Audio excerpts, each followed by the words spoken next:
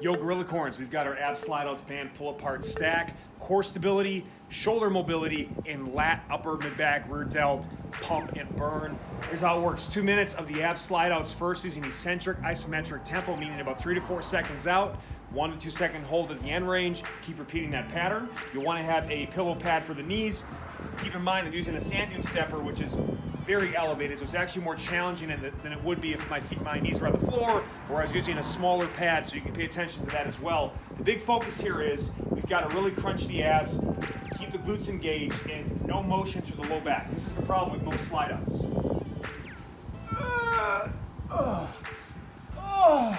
You can imagine. You can imagine, okay? So the key focus is the range of motion you're using beyond using a really slow controlled tempo. Nice good time under tension. You are going out as far as you can without feeling anything in the low back. So you would terminate the range of motion. If I was right here and I started to feel like I was coming into hyperextension at that low back, with my low back, see that curvature, then I would stop there and bring it back, all right? So the goal is to eventually be able to get to the point where it's maintained throughout, and then my nose is basically touching the floor. If you have a Arabian descent like me, the nose is longer, so I cheat. I can't go down as far as I would otherwise. But that's the big focus here. This is really going to help improve your overhead arm mobility, okay? So not only sliding out, you're actually actively pushing the hands down into the slide board, keep tension underneath the armpits, make sure we're not shrugging. Your lats are a spinal stabilizer, also a core muscle. So again, beyond helping warm up the whole shoulder girdle, activating the core, this is such a critical movement to get you guys in positions where we have pain-free situations, arms overhead. You could use an ab wheel, but the thing is we've got other sliding movements. So, and also this tends to be too close for some people. So I'm using the slide board. You can use fitness sliders, furniture sliders, hands in socks or paper plates on a wooden floor, you'll make it work. But that is the movement, 2 minutes of this eccentric isometric tempo. Control, control, control, control, 1, 2, bring it back. So get 4 seconds out. Now, you can do eccentric only, but I don't like that on that because I'd rather you focus on the range of motion, just gradually building upon it, because what will happen is it's just kind of strange. So I can do eccentric only, pause, come back like this, and then reset.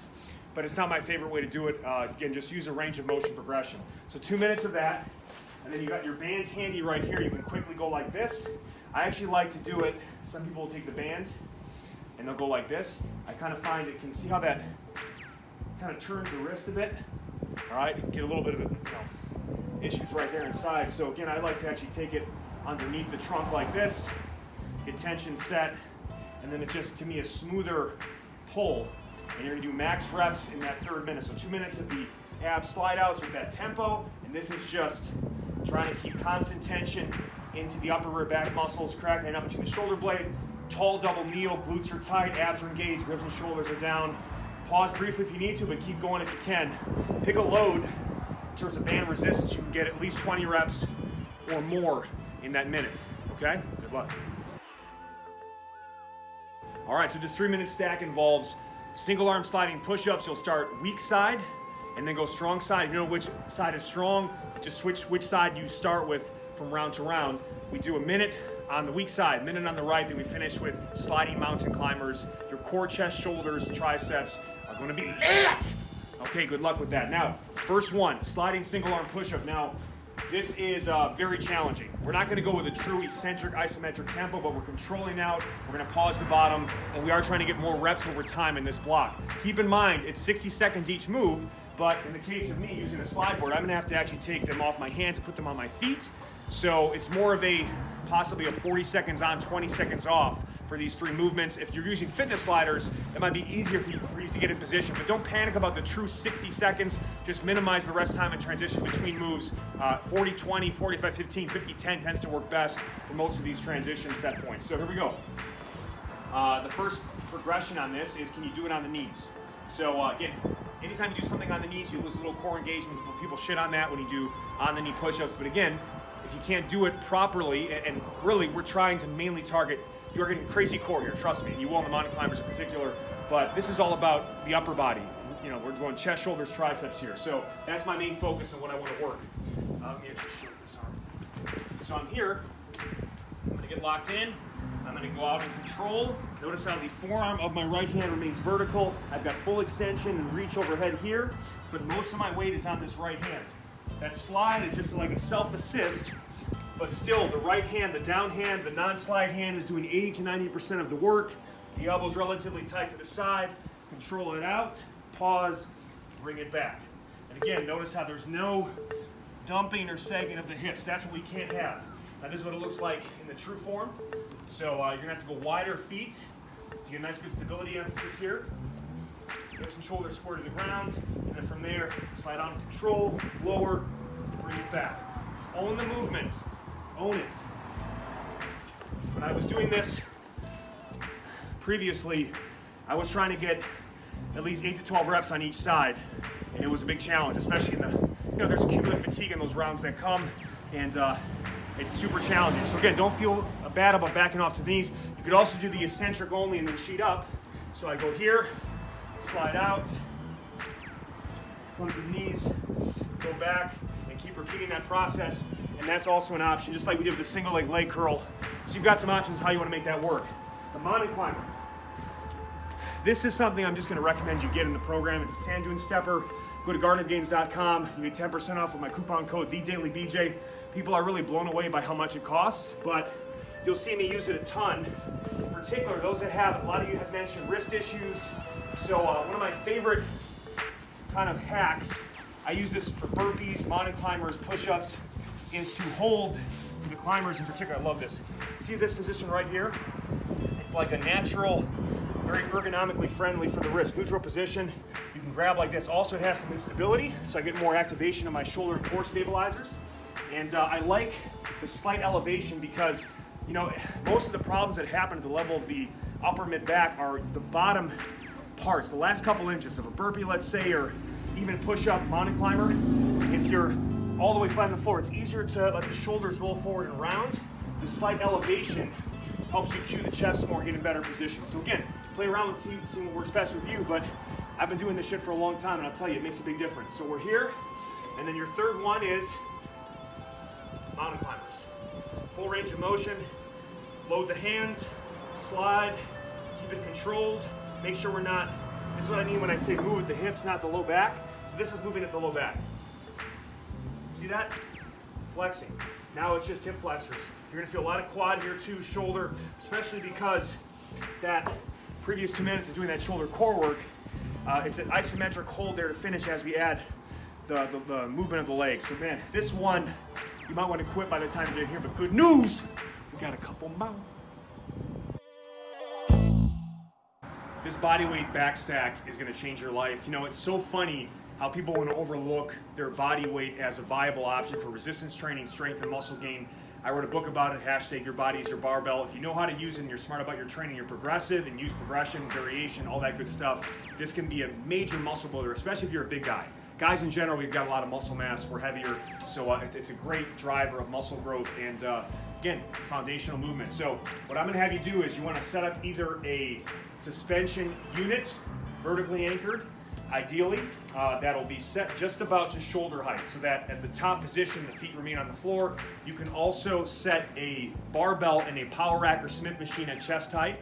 And then when you do the row version, which comes up later, you can just move the bar down to waist height. So you do your rows, it's a waist height. When you do your assisted pull-ups, they're at chest height. But no matter how good of shape I get in, pull-ups are always going to be challenging. And I think a lot of times too, what happens with pull-ups is you're straining, using so much of your body, it's hard to really get that mind-muscle connection and focus. A lot of people have very underdeveloped lats, myself included, very big chest. I was a big presser.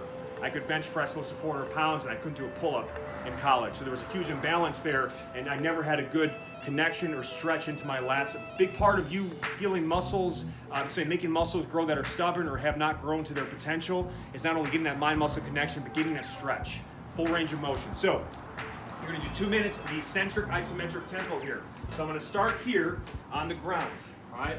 Feet together. Only using as much assistance as I need for my lower body. We're not trying to load this up.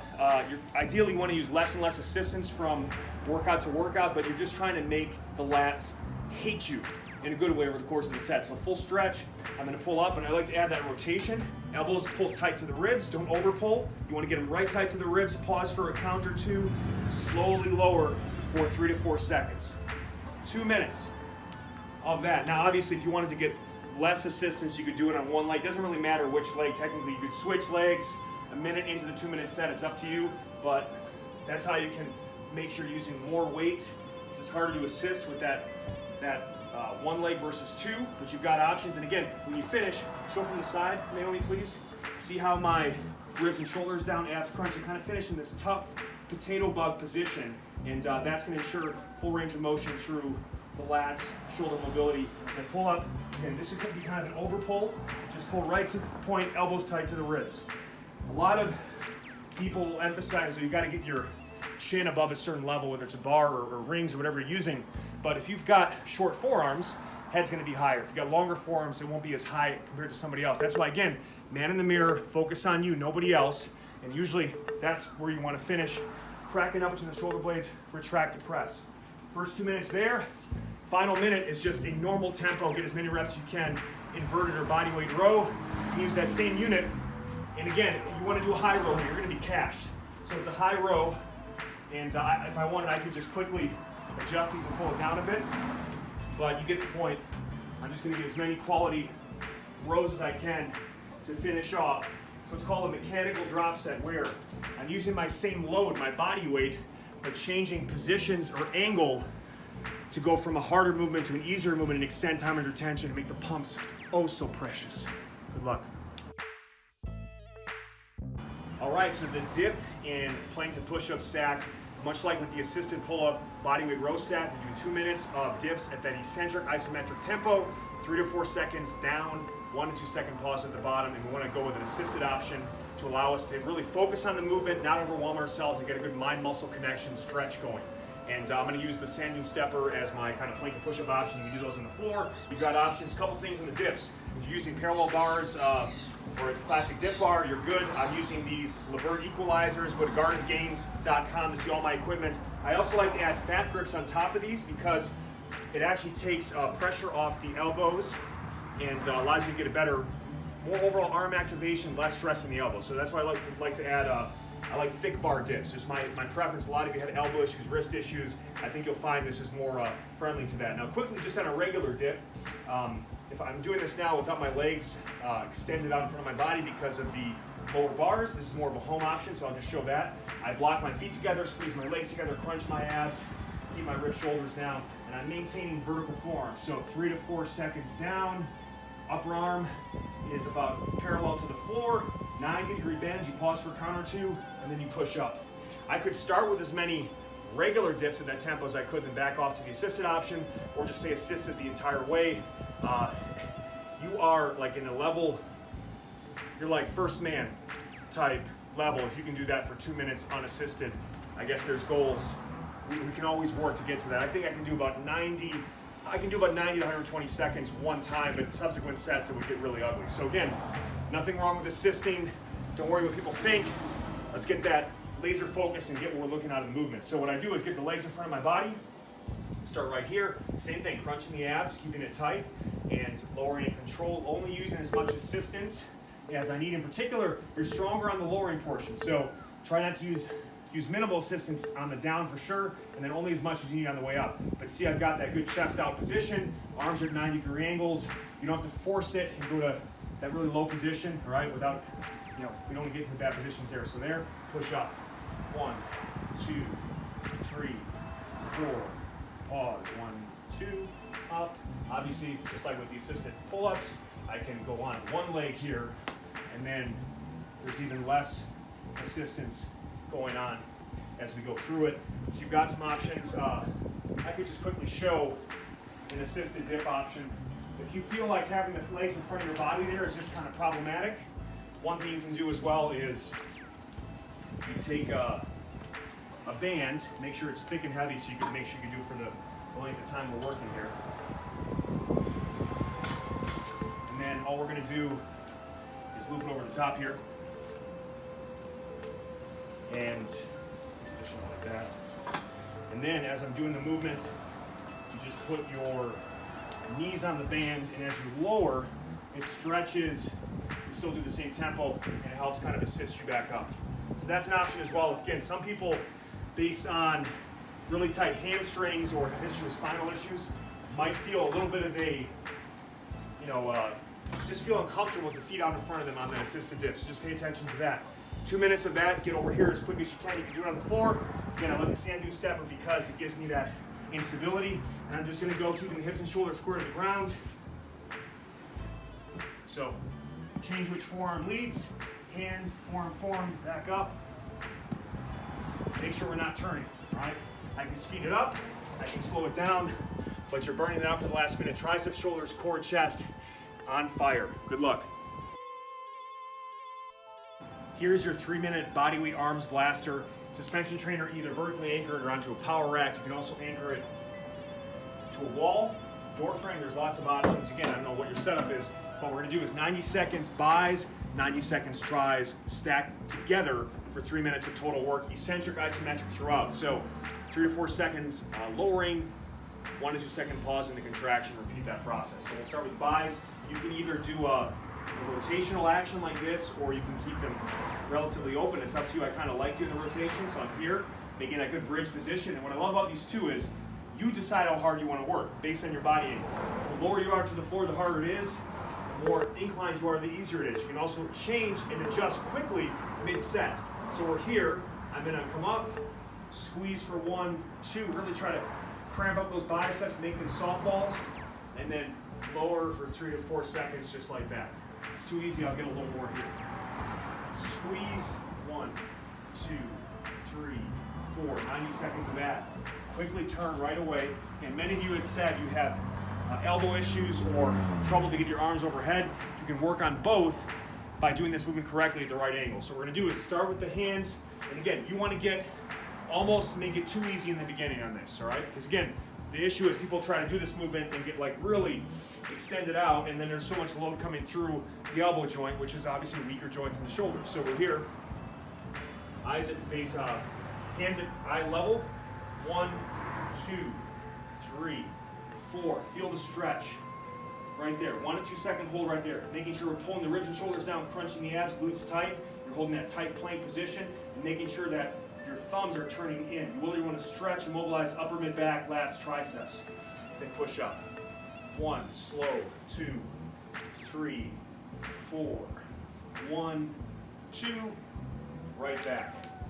Understand anytime you add isometric tempo, slower negatives, there's more muscle damage, which means more soreness, especially initially, but also more potential muscle growth. It's one of the biggest drivers of muscle gain, but we don't want to overwhelm our bodies and make it so aggressive, and you want to stay in motion for 90 seconds. So make sure that 3-minute sequence, the arms will just be, that's why I just go sleeveless, because they're going to rip anyway.